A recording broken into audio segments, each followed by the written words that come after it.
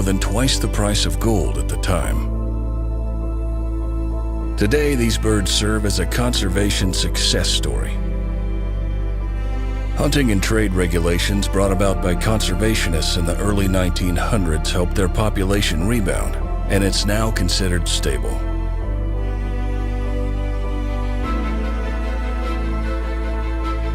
Watching these birds on local waterways can be peaceful and mesmerizing.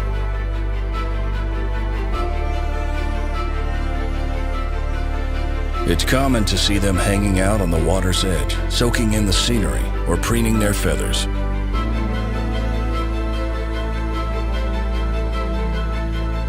While standing still, they keep their necks tucked close to their bodies.